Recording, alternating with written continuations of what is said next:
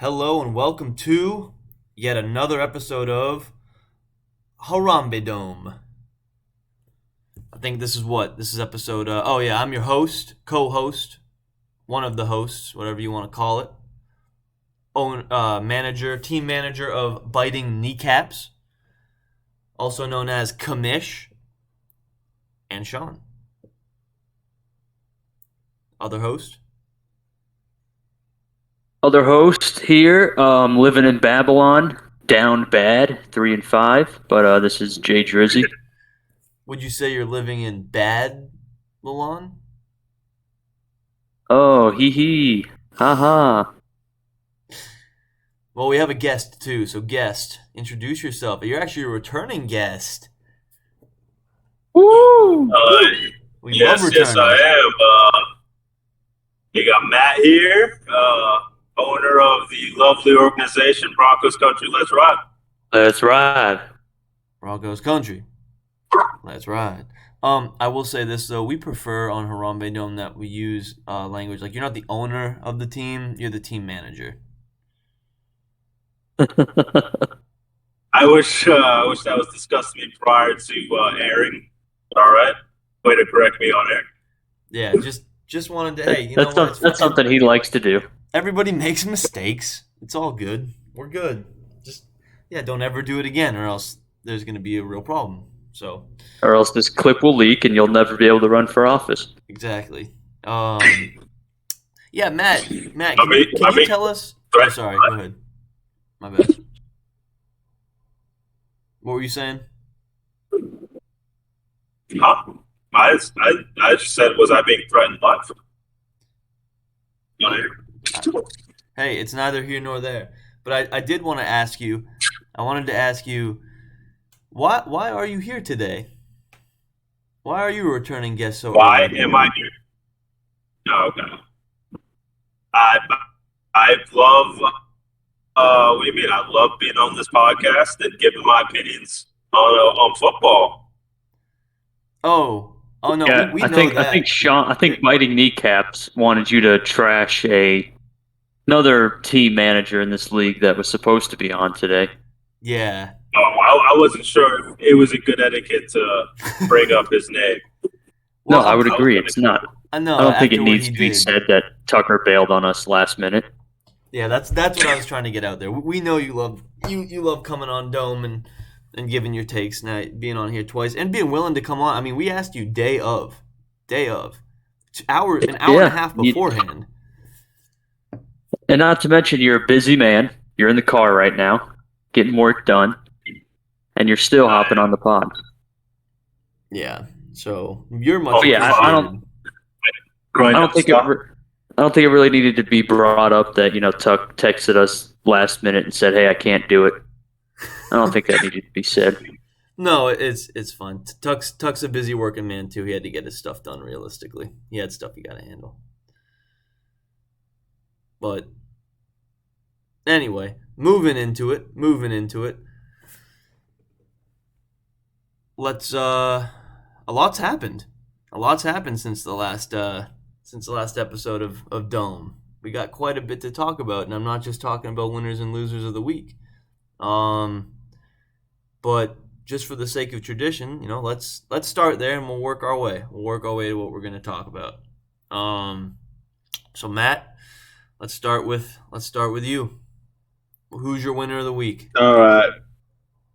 I'm gonna have to give it to Bums R Us. Not gonna lie, I was really rooting for him to lose. And I thought he was on the way to losing on Sunday, and then Amari Cooper pulled off a pretty spectacular game and ended up beating Tom's the Spank Engine on Monday. And now he's eclipsed me in the rankings, and I don't know how I feel about that. Not positive. But, I got to give credit where credit's due. He pulled out the win. His team got it for him. He's my winner of the week. Good job, Bums. Yeah, I mean, that Monday night game really helped him out. He had the 20-point performance from Cooper. Joe Burr scored not too many points, but enough to get him the dub. And it really sucks for the Spank Engine because he had a 27 27-point performance from Waddle that ends up going to waste as he can only muster up 105 points. Yeah, Pathetic. who was Waddle playing that he was able to put up that much? I think it's a team that fired their DB coach. Oh, you'd be right. Actually, I'm surprised you know that much about Lions football. The Lions. Was it on the front page of ESPN? No, I just watched the Pat McAfee show and they cover that kind of stuff. Oh, yeah. The Yeah, he's gone. Lions fired their DB coach. We I did did. not know that. Aubrey Pleasant. Yep. He's a But hey, goner. you know who could have got Ted the dub if I'm able to do math? The two-back MVP who's about to just terrorize the league in these last few weeks, Aaron Rodgers. Sure. But if that's the case, then that means there's also another man that could have gotten him the dub. How many points did Goff score? 22. Wow. So really, anybody but the last-minute pickup he had would have gotten him the dub. Yeah, that's tough. That is, I have fortunately not had to deal with quarterback woes this year. I have in the past, and that is the last thing you want. Oh no, Yeah, he really needs a pillar on his team, like Russell Wilson in my team. He just needs a solid quarterback. Well, it's seasons like this that turn people into early round QB buyers, you know? Nothing wrong with an early round Like a QB full- buyer. I mean, we can't all get Russell Wilson. No, we can't. No. But we can all do high knees on the next flight we take. So I want to make that a personal mission for everybody. If you're taking a flight, as soon as that fasten seatbelt sign turns off, just get your leg work in. Your little calisthenics, the blood flowing. No, that's fair. Maybe watch some Do a film. couple let's rides. Oh, a few less rides. Yeah. Matt, I couldn't agree more with your winner of the week. That was a comeback that was, I think, unexpected. Especially when Tuck started Monday Night Football with both his quarterback and wide receiver throwing an interception to go -4. That's how that started. So That's true. I forgot about that. yeah, And I even texted in our little chat. So that was quite impressive. We'll get to it later, I'm sure, too, details wise. But I'm a little bummed about it. I was actually pulling for Teddy there just because of the situation I'm in now, where I'm playing Tuck, and Tuck's 2 games back, but he could really close the gap this week because of that win. Instead of being 4-4, he's 5-3 right now. That would only put us 1 game apart if he were to beat me this week. So not too big a fan of the result, but I believe winner of the week is well deserved nonetheless. Yeah, I agree. I'll throw someone in here too, because while I agree, I think it's a unanimous. I'd say Tuck's the winner of the week, unanimous. But for the sake of throwing in some more, shouting out some more people.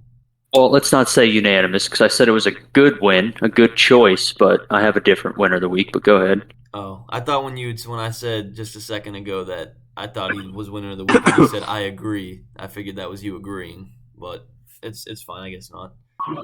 A little discourse among the hosts. Hey, listen, this is what JB wants. We hate each other. We're recording this. We can roll back the tape later and see exactly what was said. So, anyway, I'll say for my winner of the week, I'm going to go ahead and give it.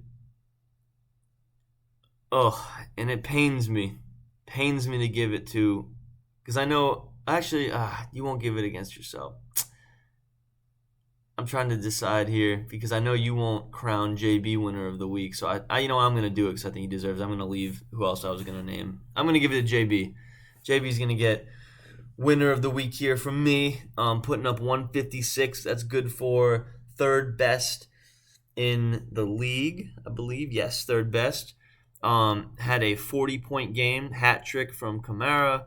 Lamar Jackson did his thing.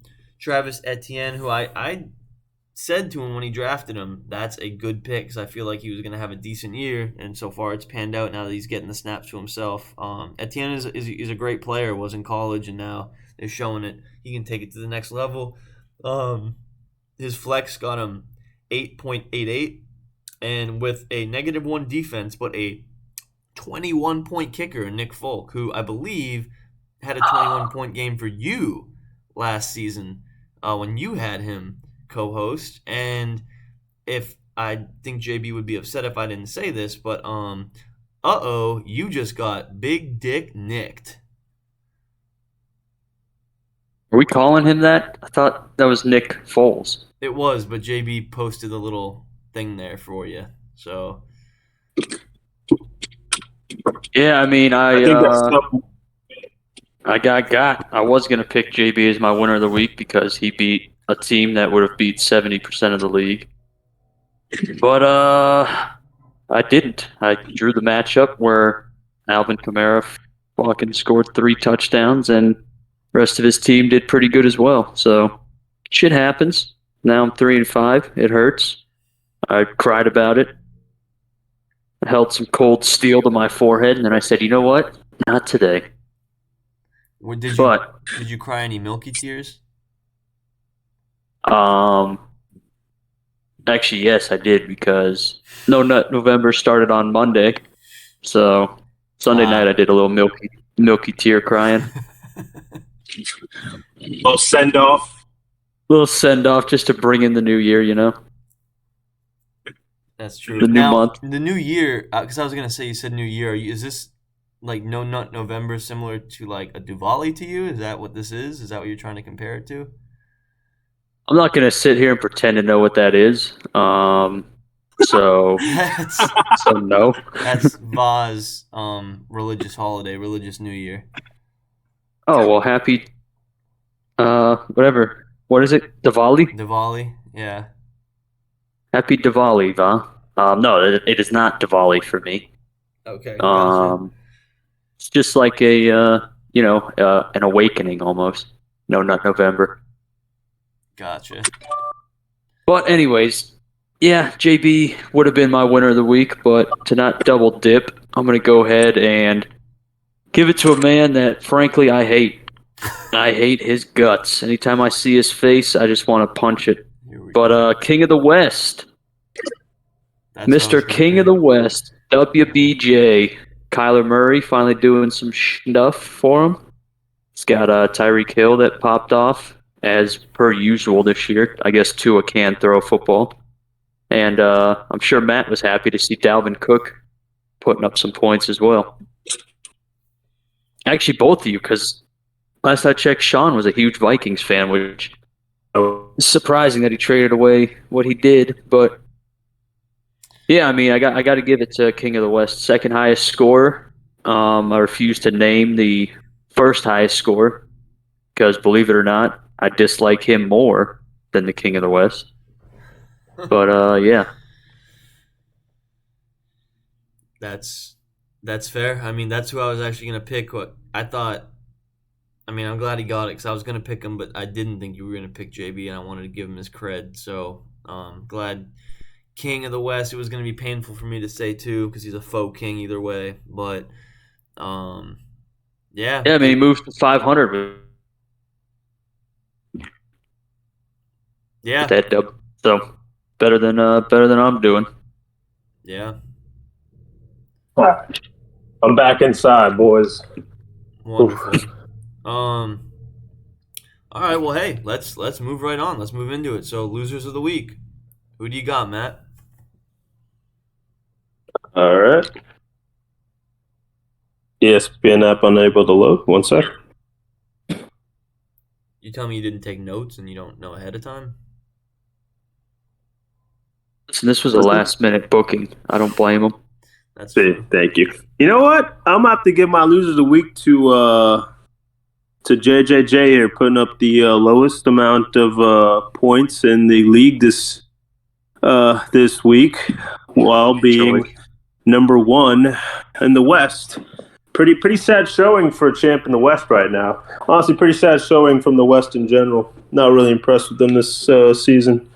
But I'm gonna have to go ahead and give it to JJJ. Yeah, I mean, I was gonna do a similar thing because this was built up to be JJJ upsetting, biting kneecaps. It had all the makings of Sean dropping another game and Tuck getting one closer, but he just didn't pull it off. Yeah. No, it was big too because not only was it him potentially pulling for the lead in the league, we were close in points for too. So even though we would have been the head to head, he would have had the head to head on me and the points for, and now he has neither. Now he's 2 games back without the tiebreaker in either fashion. So yeah, that was a. I mean, I know it was against me, but I won't sugar. I mean, that was a big L for him. He had a big chance to make a big jump there, and it didn't happen for him. I'm appreciative of it. You know, Harambe's will may it always be done, but you know that was a big game for him, and you know for what he was coming in. I mean, think about it. He's 60 points behind me right now. He was 20 points behind me before last week in points for, and he had second most in the league. And then he put up the least. I mean, he put up less than some of the lower scoring teams this season consistently. He didn't even crack 100. He's the only one in the whole week to not crack 100. So, yeah, I mean, that is, I'd say that would definitely be justifiable for loser of the week for sure. He shouldn't have changed his name. He was on a roll with that name. He was. He even said it. So, hey. To build on that, though, I'll go ahead and add my loser of the week in here. I'm going to go ahead and say that I'm going to go ahead and say my loser of the week is going to be Follow Spike. You know, his team is dealing with some stuff for sure. I don't think he's in the best spot, dropping to 2-6. I know Ted dropped to 2-6 too, but again, he almost had that win. But you know, looking at it a little more, Tua had a good week. You know, he had almost 40 points, and you know when your quarterback has almost 40 points, that's always a good week. But the other bigger thing I'm looking at is, you know, when you break down his team, he had like the Herbert bye week too, but I mean, again, 2 of 40. He might benefit from the Hawkinson trade, but I mean, his first round pick was Najee Harris, and up to this point, Najee Harris has been, for where he was drafted, I mean, awful, right? Like a total I'd say bust. just in general awful. Like, has he? Pretty bad. Does he have a week over, like, worthy of a first round pick? His highest Meaning week, 25 plus? is 13.3. Yeah, so not even over 20 points. That's, you find running backs in late rounds that score you that many points, you know? Yeah. You can find running backs in waivers that would score Yeah. that many points. Yeah. So he just, you know, when I look at his team face value, and this could totally change. You know, again, who knows? I mean, but I just don't see that guy on the team that's like his guy. Like he's got Joe Mixon, and Joe Mixon's running back 15, and that's, you know, that's a solid player right there. Oh, Joe Mixon always has been a solid player, though he's usually with Ted. But like when you look at his team, I mean, you look at maybe position rankings can be different too, because like right now, D Hop has come back and played 2 great weeks, but he's wide receiver 64. But over the past 2 weeks, he definitely hasn't been wide receiver 64. But he's got Zach Ertz. Zach Ertz is a top 4 tight end. But then after that, I mean, he's got a top 3 kicker and a top 10 defense. And I don't think any of his other positional players are higher than 15. So, Which is tough. It is. No, it is, because he's, you know, he took his shots, and so far up to this point in the season, it hasn't worked out. So, you know, that's definitely a tough situation, and I think dropping another one to King of the West, going down to 2-6 when he had a chance to because they're in that same division, he would have had a chance to jump over King of the West if my math isn't wrong. So with a tiebreaker. So, he's now just dropped down to where no, Follow Spike's in our division. He's in the East. So I guess standings wise in general, he would have had a chance to hop over King of the West. But yeah, he didn't do it. Didn't get it done. Yeah. I mean, I really don't know what to say. I look at his team and I don't see much of a light at the end of the tunnel for Follow Spike. Like I could see Spank Engine scrounging up a few dubs down the stretch. I could see some of these other teams that are like borderline bottom of the league, myself included, scraping up together some wins. But with Follow Spike's roster, it's tough to see a path to dubs. Maybe with Brees Hall being injured for the season, Michael Carter can get more of a workload, but Yeah, his team in general, like his wide receivers, they're not very good. I like Michael Pittman, but that Colts offense is just abysmal. Well, and the Colts basically said, "All right, we're done for the season." When they sat Matt Ryan, right? Yeah, decided to go with Ellinger. They fired their offensive coordinator too. Yeah, so and they traded away Hines to the Bills. So yeah, they totally went into sell mode. I honestly, and this could go one of two ways. They could just end up changing the offense to feature Jonathan Taylor. But I could also see a world where he's already been hurt this season. They might just not have him play, but like they won't ground and pound him as much if they feel like this is a lost season. You know what I'm saying? Like maybe 15 carries a game instead of 25. You would think, but at the same time, you got to wonder: like, is the head coach coaching for his job? Like, does scraping together wins for the Colts, like keep Frank Reich in that head coach spot? Like, if they continue to lose, is he at risk of getting fired? That's true. It's interesting. That's true. Yeah, that will be interesting to see it unfold over the next couple weeks. I mean, we'll find out because, I mean, I'll say this: if Jonathan Taylor is taken number 1 overall and he produces anywhere in the RB like 15 to 25 range, I mean that's a massive bust.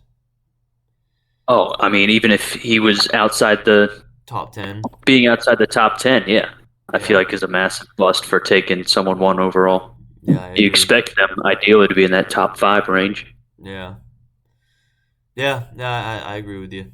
So yeah, I mean we'll find out. I think over the next couple of weeks what's going to happen with Taylor, but yeah. No, do you have a loser of the week though? I was gonna go with Va because of the points we laid out, just kind of fumble in the bag there, chance to dethrone you a little bit. But instead, and this might come back to bite me, but I'm gonna go ahead and crown Thomas the Spank Engine as my loser of the week, and I do play him this week, so I'm gonna choose my words wisely because who knows what can happen? It's fantasy football. And Harambe's will be done. But it just, like we said, it was an unexpected dub for Bums R Us, especially when they start the game off with 2 picks thrown from 2 different positions on Tuck's team. And then, yeah, I don't know. You got a wide receiver that scores 30 points. You would hope that's enough to bring the rest of your team up enough to secure a dub, but it's that quarterback spot that's hurting them. Right. Yeah, and I mean, with this, it also does not help at all that his kicker. I didn't even realize his kicker scored negative points. So hashtag down with kickers. And this drops him to 2-6. At what point, like record wise, and I'm asking this for myself too, being sitting at only 3 wins with how many weeks left? 5 weeks left. I think 1, 2, no, we have 6. 6 weeks left till playoffs. So yeah, sitting at only 3 wins. Thomas Spank Engine sitting at 2 wins with 6 weeks left. At what point is hopes for the playoffs kind of done? Well, I think that depends a lot on like these middle tier games. Like for example, I think it depends on like how me and Tuck's game goes. Not to get into the next segment too early, but I think it depends on how Broncos Country's game goes, and how like Losh's game, like some of these games that are like Vaughn and Losh's game goes, like that sort of stuff. I think will tie into when they start to kind of fall out of the race. But Watson's keeping up. The one thing I'll trust Watson with is playoff percentage, because I think it does calculate like correctly like wins and losses, and how much like wins and losses each team can have, and like possibilities of potential wins and losses, and so playoff percent. And it has follow Spike at 10 and Spank Engine at 7, and they're the 2-2-6 teams. Yeah, Anybody else, the next lowest is 46%, and that's Loesch. So, true. So yeah, we'll see. But yeah, not being able to secure that dub definitely put a pretty fat damper on his playoff hopes. There's still a possibility, but dropping to 2-6 is not something you want to do, and it came in a rather improbable way with Cooper scoring 20 points, which I mean, Cooper's been pretty good, but just based off the way that game started, yeah. yeah, no, I don't think any of us saw it happening, including Ted. But yeah, 2-6. That's a hole for sure. It's a hole. Yeah, well, kind of looking on to the next week here, and I think we can. I think now is the time, right in between these games here. I think we can discuss a couple of the trades that went down, right? Because we had a few of them. Yeah, we could do that. You want to run that now? Or you want to run it when? Yeah, I guess we could just talk about it. Or are you thinking like when we look at transactions and such? Yeah. Yeah, oh, someone saying something. No, Okay. I wasn't. But yeah, talking about them now plays into the matchups a little bit. Yeah, that's what I figured. So we had what? There were 3 trades that happened, right, over the past like 24 hours. Yes. Yeah. So let's break them down and share our thoughts. So let's actually start. So we'll start with the first one that happened, which was with the 2 hosts. A little host trade here. Again, something JB doesn't like, seeing hosts collaborate in terms of like, it seems like, for in our opinion, I mean, I think we discussed it, right? It seems like a win-win for both sides. We both ended up with a good player at a position that we needed a player at, right? So Correct. So but Matt, what do you think, looking at as an outsider looking in? What do you think of that trade at face value? And the trade was Saquon and the Broncos defense going from Babylon to biting kneecaps in return for Justin Jefferson and the Eagles defense. So, Sean got Saquon and whose defense? Broncos, and then you got Jay Jettas and Philly's defense. I think that's a pretty even trade overall. I think it addressed both needs of both teams. I don't see any issue. I don't think anybody got fleeced. Yeah, I don't think so either. That's the way I was looking at it. I was like, hey, I got a pretty decent stable of running backs. I need help with my wide receiver core, because you look at the games I've lost, it's been due to wide receivers scoring less than 10 points. And Saquon was the one to be able to get the job done. He was the right price. You already have Dameon Pierce and Derrick Henry. Those guys are more than serviceable as running backs. So now with Jay Jetta, you could stir up your wide receiver room too. Don't forget he has Aaron Jones as well. Yeah, he's got Aaron Jones. That's a good flex. So, and on Sean's end, he had the wide receiver depth. Needed that RB2.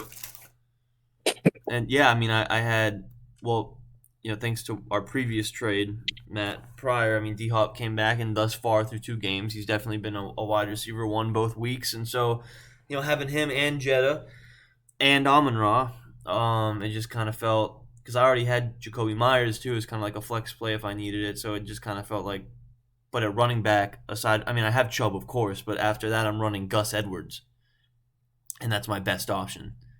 So, that made me feel like I needed to shore up my run game, and so give up elite for elite and swap, for beneficial help. And I think because I think it's obvious. I mean, I think people will argue that maybe like a running back for a wide receiver is a little tilted, but even in that case, I mean, look at the defensive swap. The Eagles are a number 2 defense, and I've already dropped the Broncos defense.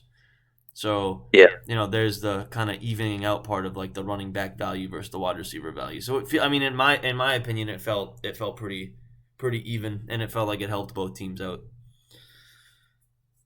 Yeah. I mean, I was fine with it. That's why I accepted it.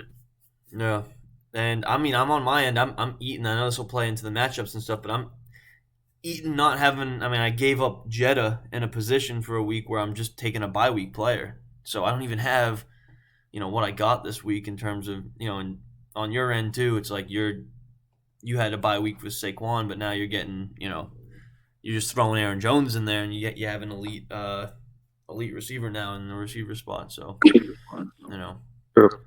But that said, then we had 2 more, and I didn't see these other 2 coming, to be honest. So I want to add context. I didn't either. I want to add context, and I don't think JB will mind with me sharing this because we've talked about it openly. That we've always talked about how me and JB always have at least one trade every season with each other. There's always some trade that we do. I know we made a couple, and actually, what's interesting is Matt, you were involved in the other one, but we always have one. And so I texted him yesterday as trades were kind of wheeling and dealing. Because I know people are all talking to people, and I said, when are we getting that trade we have scheduled done? Because we always have one. And he actually never responded until today, and that's when he hit me with this trade idea, and I didn't even, when I accepted the trade, I didn't even know that there had been a previous trade accepted. I didn't see the notification for the trade. So Matt, what was going through your head with the trade? Because yours came first. With my trade, Yeah.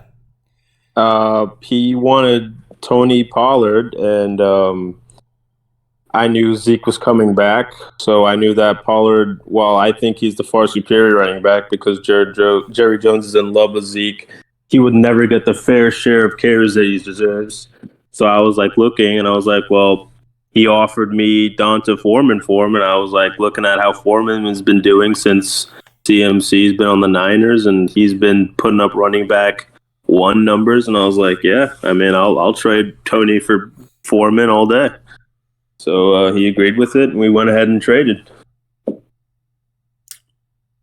Yeah, I mean, that's it's an interesting trade for sure because, like you said, with Pollard coming back, his usage is kind of in question. I'm interested to see how JB utilizes these guys. If he starts them both, if he is playing like a game of pick one and hope the other one doesn't pop off that week.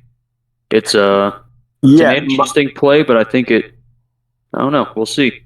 Yeah, my thing is if you have both Zeke and Pollard, I feel like one's always going to cap the other one's like ceiling. So as long as they're both playing, neither one of them I don't feel like is going to truly be able to pop off. Yeah. Yeah, no, I mean, and that's what we've seen. So, I mean, JB texted me, so because I know obviously he's not on the pod, so to be able to put his voice out there a little bit on his end of the trade, he said, and I'll actually quote it, not even let's quote here. He said again, because I'm sure he'd want us to know what he was thinking. He said, Cowboys just run the ball so much, and I wanted so much right now. I wanted to own it. Is basically what he said. So he owns it. They do. They do run it well. They run it a lot. So he wanted ownership of the Cowboys running game, and fair. I mean, to jump into my trade, yeah, he hit me up, Zeke for Mike Evans, and he made a good point to me, and I agreed with it. I mean, with Saquon and Chubb, I mean, I'm not really, and like this week would be the week because Chubb's already had his bye week, so now it's Saquon's bye week this week, and I can't even run Zeke this week because it's also Zeke's bye week, and so that would have been the 1 week to slip Zeke in, and so Zeke was otherwise going to be resorted to my flex. And then he made the point, so the depth there isn't really, it's not. I don't need him, and because I have if Chubb went down, if something happened to him, Kareem Hunt automatically goes in, right? Like I'm filling that void with Kareem Hunt, and so, there's not so much of room for Zeke to shine. And so he has wide receivers, and he said, look, he told me there wasn't much of a drop-off in his mind between Mike Evans and Chris Godwin, and so he was willing to give up Mike Evans. It seemed like he alluded to the fact about the dropping touchdown that helped push that decision. So he gave me some wide receiver depth after losing Jetta, and I helped him with the ownership of he wanted to own the Cowboys run game. So I think it worked out for both sides. Yeah, because I was wondering what I was gonna do now with D-Hop and Amon-Ra if something were to happen to one of them, and now I'm not wondering anymore. I got Mike.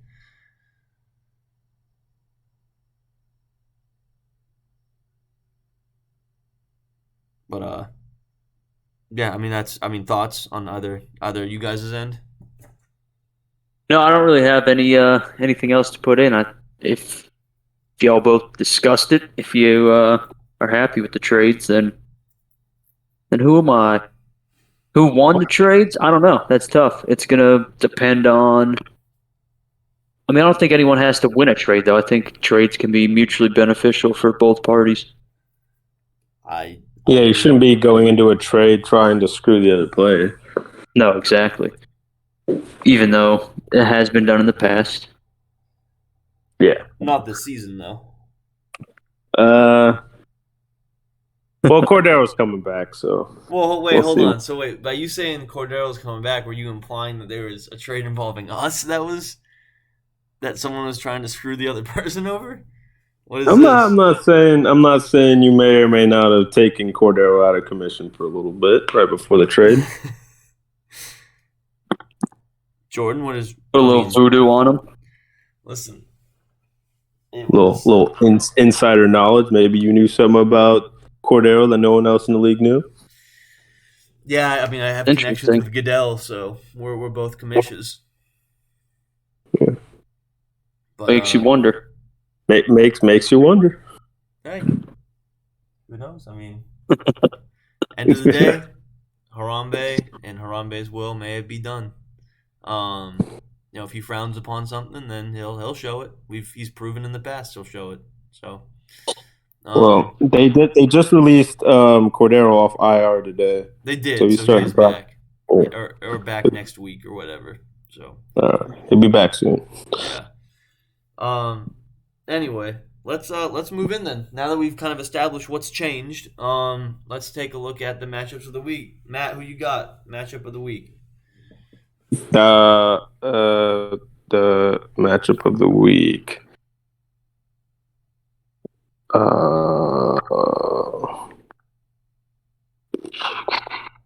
lot of good matchups here. Honestly, I'll probably go with Bums R Us versus Body Kneecaps for matchup of the week here.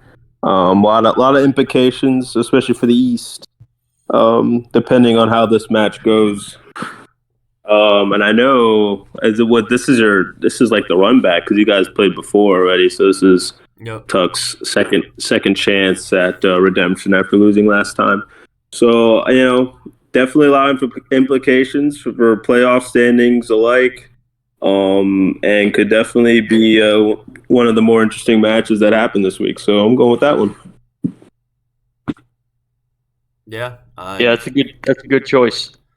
Because it does have a lot of implications, and with the fact that Sean's got some people on a bye week, this could be Tuck's chance to steal it. But Va had that opportunity last week, and we saw what happened. So this is going to be interesting. Yeah, I'm looking forward to the matchup. Tuck and I have been talking a little bit about it, and we haven't looked at other teams to see if this is the case for other teams. I think this week 9 is might be a big bye week in general, but we wanted to call this like the bye week matchup because it has big implications, but at the same time, I'm missing Chubb and Saquon and Kittle. starting tight end and both running backs. But on his end, he's missing both his starting receivers. Cooper and Lamb are both out. So he also had to drop his kicker because the kicker had a bye week as well. So the Gug is no longer on Tuck's team. Tuck lost the Gug. And Bug the Gug. Fug the Gug. And so, yeah, it'll be interesting because he still has Burrow, I still have Mahomes. He has his marquee Eckler. I'd say if my marquee player available right now is Hopkins, and yeah. So I think it will be an interesting one. I mean, obviously, I want to come out on top, but may Harambes will be done. So, if I were to throw in my matchup of the week, I am very interested. Not including my own, there are a couple, but I'm interested in the Ascended Loesch playing JJJ this week. Yes. I think this is a big matchup here because JJJ has a chance to go 6-3 and continue. I mean, as long as he keeps a game ahead of everyone else, right? He's got the West, because it's all about, the first two spots are about the bye week, the top of the West and the top of the East are the bye week, and then after everything, then it just becomes a mush of records. So, you want to be at the top of that division, and Va is, he's right. I mean, JB's right behind him, Wardle's right behind him by a game, and so, this is a big game for him to win, and if he does lose this game, you're looking at 5, and now Loesch is just one game back, and then someone will win between King of the West and Lamar Sand, so someone will be tied with Va if Va were to lose, and so it's definitely big implications. I like just in general that both these teams, now aside from Va last week, both these teams over the past few weeks for the most part have been higher scoring, and so I'm very intrigued to see. I think if I look at this a little deeper right here, it doesn't look like we got the McCaffrey bye week for Loesch, and we have the Deebo Samuel bye week for Va, but Va didn't even get to play him last week, and his San Fran defense is on a bye as well, and Va doesn't even have a tight end. All his tight ends are on bye, all three of them. So little details, minor details that need to be filtered out, but I'm excited to see some of these matchups against each other. I also am interested to see if Josh Jacobs can, because he fell off fast that last game. So you wonder, is he back to what he was before, or is he going to go back to being dominant again? That I'm very curious about. So I think that that entire Raiders team just kind of didn't wake up. I mean, I didn't had a come piece out of the that tunnel, too. didn't get off the buses, or whatever phrase you want to use. Yeah, I mean, even on my end, my kicker, Daniel Carlson, hasn't missed a field goal this year, and he's been the number one kicker in fantasy, even with a bye week. But then that 0 dropped them down to 5. So that hurt. I mean, they didn't even get a flipping point. I don't know what happened. Yeah, no idea. I wasn't watching the game, to be honest. Yeah, me neither. So I don't know. Matt, Got absolutely dominated. Yeah, did you catch any of what happened? No, I didn't. I mean, it's the Raiders and Saints, so it wasn't primetime football. It's not at the top of my list to watch. We can ask if Tim caught it. I'm not familiar with who that is. Oh, he was in our league actually at one point. Tim Ward. Oh, the guy that gave me AB? Yeah. Oh, God. Oh, that guy. When are we going to get him back in the league? Yeah, I bet you would just love to fleece him, wouldn't you? Matt, this was before you joined the league, but when Tim was in the league. Go ahead. He can explain it, but I want to ask you a question when he's done. Okay, I wasn't going to spend much time. I was just going to say, Tim, who, according to Tim, there's 3 people who know football in our group, and it's Tim, me, and Jordan. But Tim sometimes, I guess, can play with his heart. Let's say he plays with his heart over his head, and he really, because was it Amari Cooper that you gave him, right, in that trade? Yeah. Yeah, so he was playing with Amari Cooper in Madden, and he did so well with Amari Cooper and playing Madden that he wanted him in fantasy. And so he was willing to trade prime Antonio Brown for Amari Cooper. Now, my Jordan- question is it a trade-ar / fleece if the other person is the one to send the trade? No, he Thank sent you. you the trade. He sent me the trade. How, like, am I going to sit there and try and be high and mighty and say, no, I can't accept this? But Like your you- mental health in question. I don't think I can accept this trade. in Tim's mind, I think he really wanted Cooper, and so he said, "Let me send him someone he can't say no to," and so he sent like his best fucking player to get Cooper. And Oh, little my. did he know that would tank him and help me secure the league dub. Was that the first year or the second year that was that? That was the first year. I Right? think it was. I Yeah. think so. Yeah. That's absurd, And bro. he won. You won the fucking league from that, and you beat me in the final game. And then Gotta thank Madden for that one. Oh, yeah. Yeah, Tim's fucking yeah. I couldn't but it like I mean, I think everyone knows that was I mean because Tim almost lost the league because of it too, and like that is probably I don't think we credit that enough as like one of the worst self implosions in a fantasy season we've had via like a trade. Like he literally sunk himself. He almost lost himself the league and gave you the win by trading away his fucking best player for nothing. Amari Cooper, bro. But like, Yeah, I mean, I'm not going to sit here and deny that it definitely catapulted me to that dub, but but here's what are you going to do? here's my thing though. Here's my thing. At what point, like, I understand maybe nowadays if someone sends a bad trade, we've all been playing for years, like we all know fantasy football.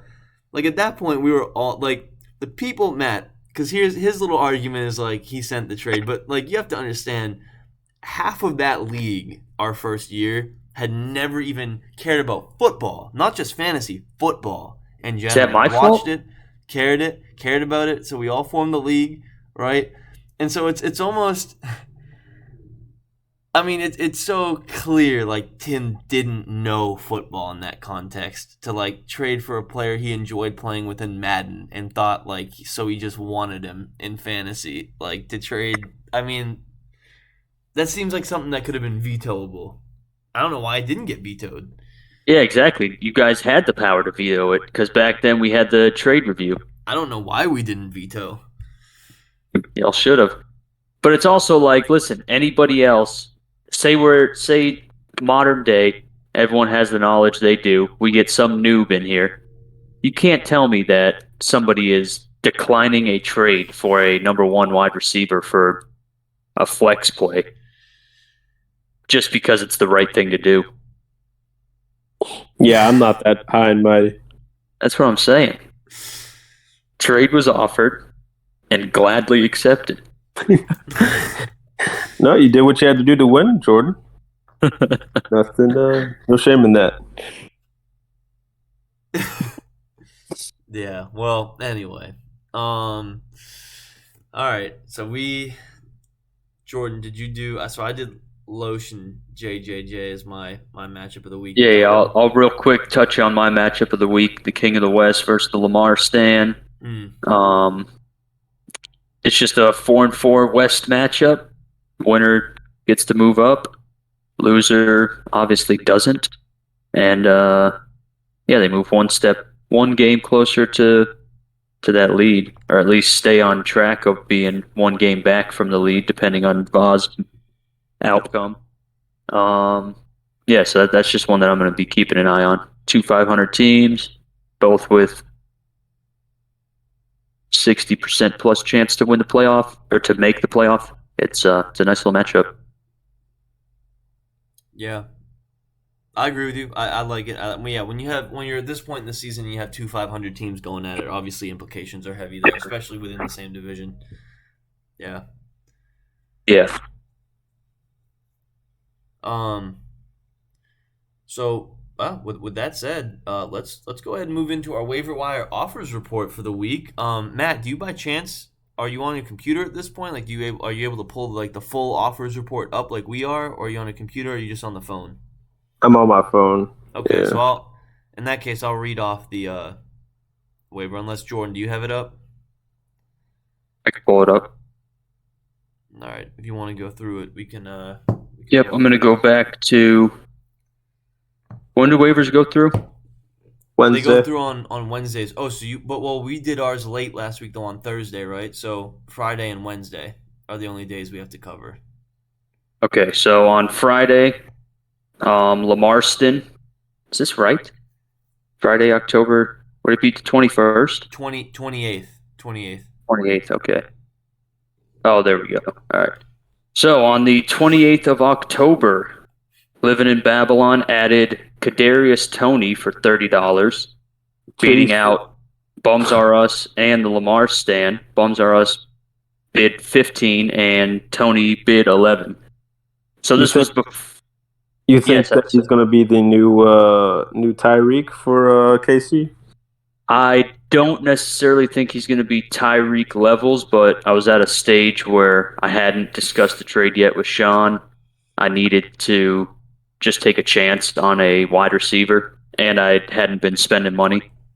So I just decided to drop an amount on a guy that could be a guy and could not be a guy, but I had gotten beat out previously for a running back. I forget exactly who it was, and it pissed me off that I didn't spend enough money, so I just kind of wanted to make sure that I secured this guy. Okay. So that's what happened on Friday, October 28th. Yeah. Before you move on to, I just want to know, when I saw that ad, I thought it was a mistake, the $30 thing. I was like, no chance. What even happened? I also, to be fair, I didn't know about the trade either in that moment. But then when I looked into everything, I was like, oh, well, I'm like, he spent $30 and there was definitely no offer. And I was surprised to go see that there were offers, like 15 and 11 too. Like that totally justifies $30, I think. Yeah, I mean, like I said, I forget who exactly the running back was, but I ended up only bidding like $8 or something like that, and the winning bid was 20 something. So wasn't that the bus? Yeah, it might have been. Yeah, it was the bus. Yeah, it was. Yeah, good thing you didn't. Fucking bus sucks. But moving on to Wednesday, our most recent wave of waivers. The Ravens defense was added for $15. I do not see another claim on it. Taylor Heineke was added by Nug as he dropped Derek Carr, and he paid $10 for Taylor Heineke. I do not see another offer for Taylor Heineke. Bums also added Kenyon Drake for $10, and he dropped Chase Edmonds. And I do not see another bid for Kenyon Drake. Our boy JJJ bid $5 and secured himself Chase Claypool. Dropping Damian Harris. No other bid for Chase Claypool. Bums R Us was active, and he likes to spend money. He bid $5 on Mike Gesicki, dropping J.K. Dobbins to waivers. And I do not see another offer for Mike Gesicki. You think it was the Gritty that got him to want to get him on his team? I think it was, honestly. You see that Gritty, you're like, that's a man that doesn't know how to dance. I want him on my team. He probably reminds himself of himself. He looks like he's high stepping it all the way. Moving on, Evan Ingram was added for $4 by Living in Babylon. There was a bid for $3 by JJJ and a $0 bid by Biting Kneecaps. So $4, I was able to secure it by $1. That's a big middle finger to Triple J. Triple J. Fuck Triple J. We got the Bengals defense being added by the King of the West for $0, and he dropped the Falcons defense. Lamarston added Justin Fields for $0 and dropped famous Jameis. And we got Biting Kneecaps, who added Tyler Conklin, Conk, for $0. Conk. And here at the bottom, I missed it, but Tuck also put a $0 bid on the Bengals defense. Didn't get it because of, they both bid 0, but then it goes to like the waiver order, and he must have just been lower after these other ads that he had. Second time that's happened this season, by the way. Yeah. It's been like the waiver order actually coming into play. And finally, we got Bums R Us adding Cairo Santos for $0 and dropping the Gug. That is fair. I'd like to comment real quick on the obvious here, the elephant in the room. $15 didn't didn't even have a single claim. Giving up the Eagles defense, uh, I wanted to make sure I secured a defense that I felt like, because I'm not a big fan of the week to week streaming. If I mean it, at the end of the day, if I have to end up doing it, I'm okay with it. But I I'd like to have a good defense. And I looked at the Ravens, and they had actually done their top 10, and they were top 10 with like a lot of injuries to their defense, and they played some good offenses during that time. They played like the Bills. They had that game where the Dolphins put up 49 or something, and they never went negative once. And then I realized they lead the league, or they tied for the league lead in turnovers, and they made that trade for that Chicago linebacker, and then they're getting some players back from injury, and their schedule becomes a little more cake. So I wanted to secure that spot, but I did not need to at all. I wasted $15. Yeah, I because thought I just nobody figured that else. someone might have picked up on that too, and like would have went. I just figured there'd be more people going after the Ravens defense, but maybe I'll just end up looking like the dummy here, spending 15, and maybe they won't even be that bolstered. We'll see. Hopefully not the case, but Yeah, maybe this is your Geno Smith, maybe it is. Maybe it'll be my Geno Smith. I guess we've where you get. learned a little better on this pod to not some rip overspending ever since we've been trashed on a couple of those. But Yeah, I mean it's an overspend, but just like my $30 ad of Tony was an overspend. But if you got a guy that you want, go out and get it. go out and get, yeah, that's my mindset. But I've that's been my mindset, and it has definitely bit me in the butt. I'll say it, the Yanks were halfway through the whole year as a whole, and including playoffs, and I have $10.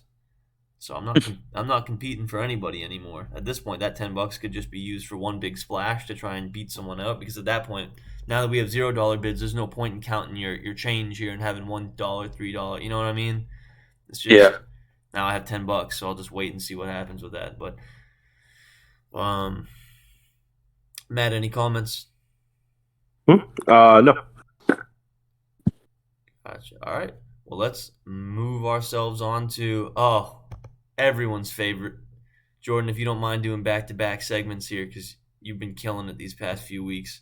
I got you. And this is honestly like a pride of mine going through these because I just think it's very essential to the league, to the pod. We're looking here at the free agent budget summary. What this is a list of how much money people have left to spend on free agents.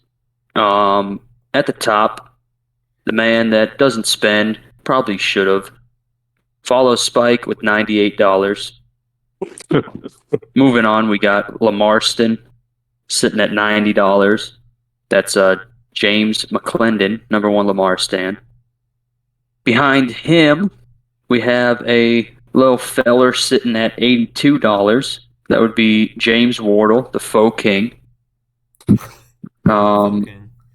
Behind his little $82 budget, we have a $78 remaining for Mr. JJJ Vadan Patel. After him, at 78, the Spank engine is sitting at a clean 75. Ted Siemens. After him, at 75, we got Cole Popovi, and he is the Ascended Loesch. He is at $67. Behind him is yours truly, living in Babylon, at $58. Let's see here. It's 58. I'm going cross-eyed looking at this thing. We have Broncos Country. That's right. Matt That was a good pause. That was a good $49. Well said. Well said. He's sitting at $49, our esteemed guest. With $30, we have Bums R Us, Tuck Nagent, and Sean Hayward is at the very bottom with $10. Let's go. Cannot compete for any big name now. Yeah, and that rounds out our little budget summary. My favorite section. I agree. Listen, but I do wanna make this announcement here. I think this will be beneficial to you, Jordan, or whoever. But just so everyone knows, money does not roll over into the next year. You're lying. No, no, I'm being dead serious. The money doesn't roll over. Like if you don't spend it, it just goes away. You just start with 100 next year. Oh my gosh, dude. Oh my gosh. Yeah. You're So telling us Oh. this now? yeah. Also, now we have $0 bids, by the way, so you don't have to bid $1 every time too. See, I didn't know that. Haven't we always? No, actually, we've always had the system beforehand. When we did the free agent budget, we did the $1 bid up to this point. Oh, well, that's kind of fucking dumb. What happens if somebody like runs out of money? They just can't add anybody? Well, Is that how I it mean was? that's what happened actually. That's what happened last year. But now we fixed that. So also, Well, I know how to budget, so I'll never run out of money. that's fair. I'm a budget boy. You are at $49, so that's fair. Um, I wanna voice a little. Should there be concern that we just kind of went through follow Spike's team here, and there's been I'd say at every position throughout the past maybe month there's been a good solid player or two that's popped up on the waiver people have competed for, at different positions. Is there any concern that the person who it seems like has the team that is struggling the most has $98 in their budget? Um, I don't really think it's a concern because I'm not surprised. Well, I'm not talking about For concern one, because obviously it's not like an activity concern in the sense of he always sets his lineup. He comes on the pod, plenty. But I'm just saying you wonder what's going through his head, right? I mean, he's got $98. Do you think he thinks it rolls over? I think we've been pretty clear that it doesn't. That's true, but I don't know. I Like feel almost I have to, obnoxiously clear. yeah, I feel like I have to text him maybe because Maybe he thinks for the money that we have at the end of the season that's a payout, and so he's going to get paid that money in real life. Is it not? So um, maybe he thinks he's getting $98. Yeah, I thought the Mish dealt out whatever we had left in free agent. No, that's that's actually not true. We didn't discuss this beforehand, so sorry. It's just That's I not can't. that's not what I was told. I was told I was getting real money if I didn't spend all my money. Yeah, we're gonna have to run back the tape because I'm pretty sure I was told the same thing. Ooh, yeah.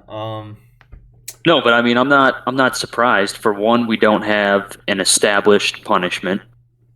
Still, halfway through the season, no punishment, and on top of that, I mean, if there was a punishment, I don't feel like Follow Spike's one that would. I think he would just accept getting removed from the league.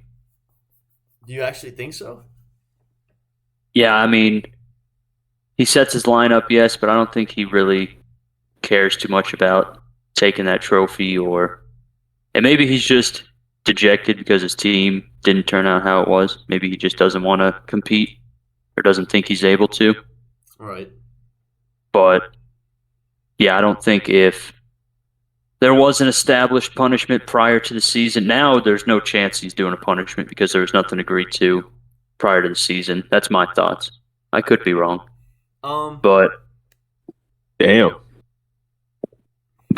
Yeah, I'm not sure. I think part of what plays into it is also I'll say this: the one thing he did do in terms of recognizing punishment and stuff when we were discussing it was he was one who voted on the poll for what did win, which was something what Wardle suggested, something small like hot chip. He voted for that, so I think he went and voted. I think he'd be game. I just obviously.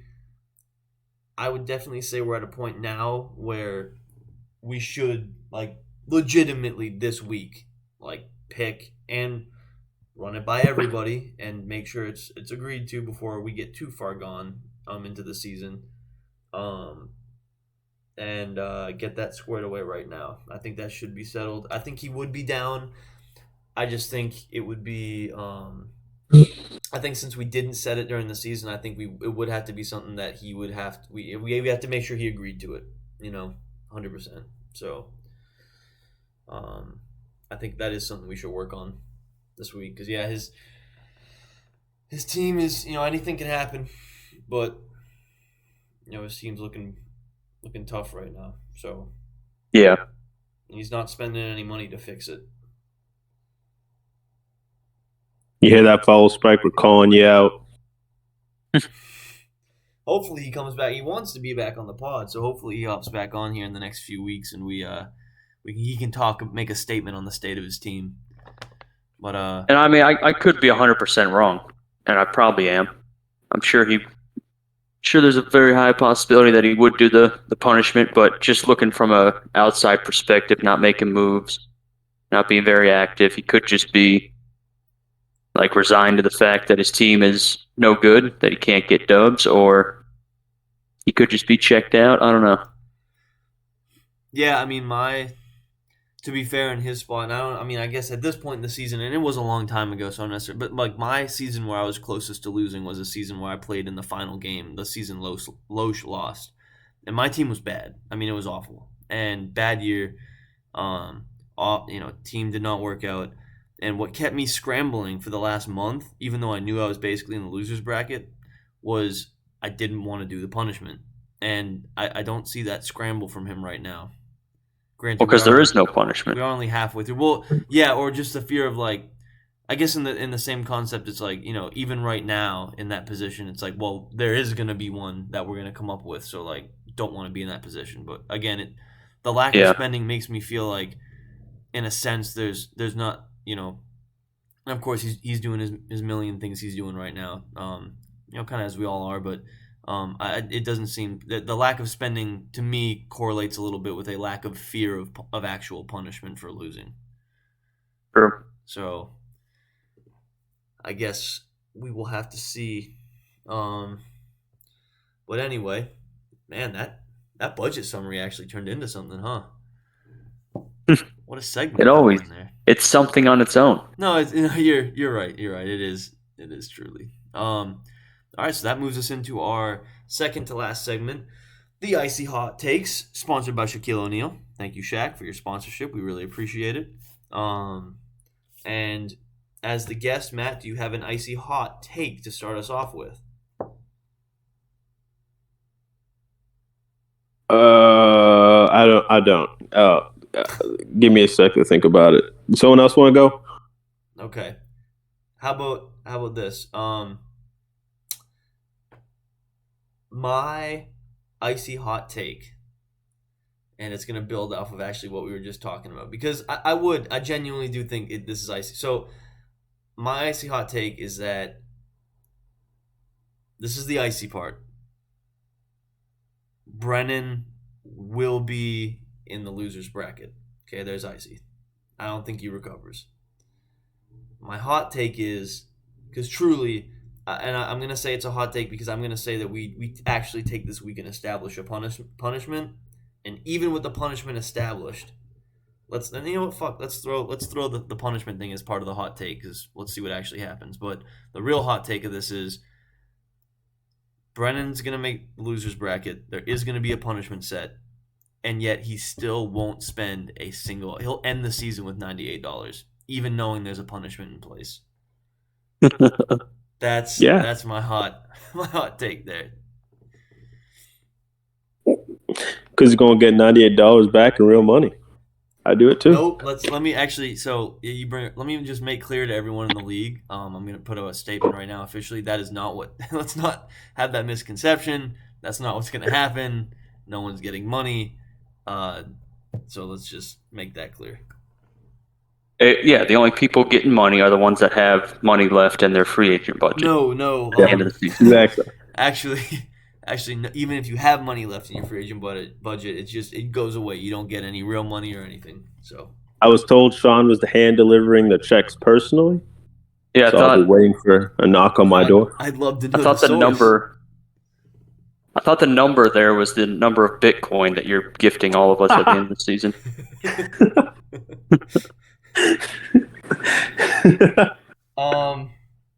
Yeah. Let's go with that.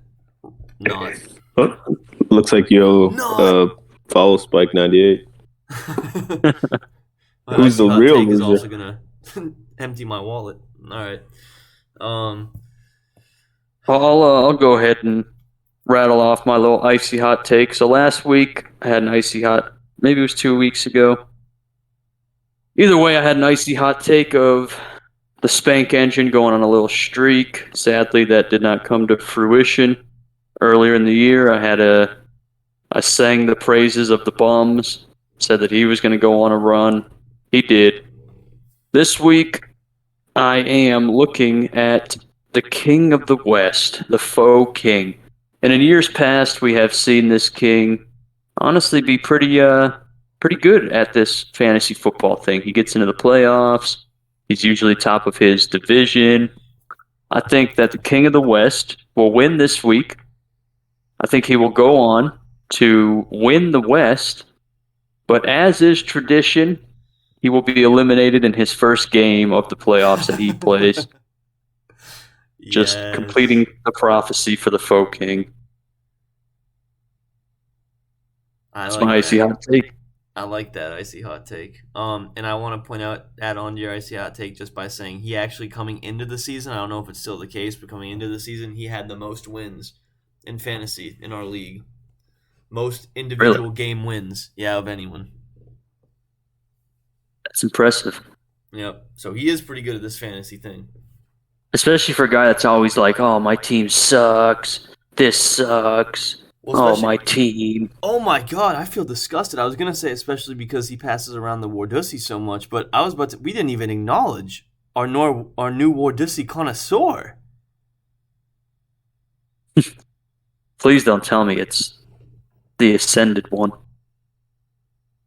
The connoisseur of the Wardus is the ascended Loesch. We have to bring it up. We can't not bring that up on the pod. I'm sorry. I would prefer not to because I'm not too happy about the owner of that title. Oh, no, trust me. If anything, now I don't want his sloppy dussy if I were to get it back from him because he's obviously going to make it sloppy. Dude. So, I mean, it is what it is. But, yeah, we have a new Wardussi connoisseur. That is the ascended Loesch. He said in the chat, come to daddy or something along those lines. So yeah, it's a bummer. All right, just had to throw it in. Matt, go ahead. Icy hot. Icy hot. All right, you guys have some pretty good takes. Let's see. I guess my icy hot take is gonna be. I'm gonna say, and I'm kind of piggybacking off a little bit of what Jay Dry said, but I'm looking at Bums Are Us here, and I think. Bums Are Us is making the winners bracket. And not only that, I think he's going to be the number one team in the East by the end of it. He's going to dethrone the Kneecaps? I think Kneecaps is going to take a little L here from Bums Are Us, and then he's going to lose again somewhere. And I think Tuck's going to end up taking the whole thing, whole East bracket. Hey, you're saying, I know you're slighting me a little bit here, bastard, but you're also taking yourself then out of the running to win the East at the same time. You're saying he beats you too. I'm looking at the big picture. I'm looking at the trophy, all right? I don't care if I win the East when that trophy is going to be sitting on my shelf by the end of the season. I'm not saying he's winning the trophy. He's just going to be number one in the East. He can have that bye week. All right. But the trophy's going to me. Oh, fair enough. You got to come get it from my desk. I like it. So. I do like that take, though. I do like it. That's a good one. At the expense of me, but still good icy hot. All right, so then our finishing off segment right here is the Watson segment where we take a look at what Watson's doing wacko with our standings. But it is sponsored by Snickers. Maybe the team just needs a Snickers. So, let's see what's Watson doing with us here. Put me back in first. A lot of movement. Oh yeah. You're still in Yeah. third. Thomas, the Boz spank engine. second. Oh my god. Yeah. Oh, you seeing it too? The spank engine. Yeah, the Spank engine had a meteoric crash. Spank engine's projected to lose compared to Follow Spike, so Watson has a different idea than what we have. For the Spank's sake, I hope that's not the case. Yeah, well, would that be our first repeat? No. JB was our first No, repeat. Jay Bizzle. Yeah, Jay Bizzle. But yeah. how do you spank the engine with a hot chip hand? That's by I don't know, stuffing the tip with the chip. Oh my gosh. Ugh, whole nother level of hot chip. Yeah. Looks like Broncos country. Let's ride is still at 8. King of the West, faux King of the West 7. Bums R Us 5. Sender Loesch down to 4. Lamar stand up to 6. So movement for sure. Little bit of an insult that they got a 5-3 team at 8. Yeah, that's interesting. Well, I wonder if it has anything to do with your low points for. Yeah, I was gonna say with the least points for in the entire league. Listen, all right. It's been ordained by Harambe himself that I just happened to be 5-3 with the lowest points for. I can't argue with it. I mean, no, you can't. You are 5-3 still, and that is Harambe's will. So. Oh, I'm not even lowest points for anymore. It's Spank engine. I've eclipsed the Spank engine. Oh, okay. Yeah, you're above Spank and Follow Spike. Yeah. Okay. And sitting solidly at 8. Spank has the lowest points for and also the highest points against. So his team has just been getting flexed on. Oh, I wonder if Watson goes off the points for, and that's how they do the projections. Because if I'm above 2, that would make sense for me to be sitting at 8. Yeah. And Follow Spike and Thomas are both 9 and 10. Well, I don't know how. Honestly, I think they look ahead, look at like your matchups. I think what Watson does, if I'm being honest, is because you know how when you make a trade in the trade analyzer, like they can give you like your plus minus and points for the rest of the season based on who you're trading, who they projected. Like they look at it like that. Like so I'm saying like because like they'll tell you in the trade like, oh, you're projected now like 20 more points the rest of the season. So obviously they're mapping out the projections that are obviously going to change drastically as each week goes, but at each moment, that's why Watson fluctuates so much with this list, is that at each moment it could change, and so they essentially I think they take the total points for and against you're projected to have, because they have our schedule and they have all of our projections. I think it just does one massive projection and projects the winner, and then that just changes drastically as things change. Yeah, I think that's what they do. But projections don't matter. Therefore, Watson's list doesn't matter. Only thing that matters is Harambe's will, and may Harambe's will be done. Agreed. Well said. Well spoken. So, all right. At that point, any last words for the league, guest? No. Just Harambe's will be done. Those are great words. Yeah, I'm not. I mean, I'm not going to add anything onto that. No, yeah. I mean, I think that's the only way we end off there. Okay.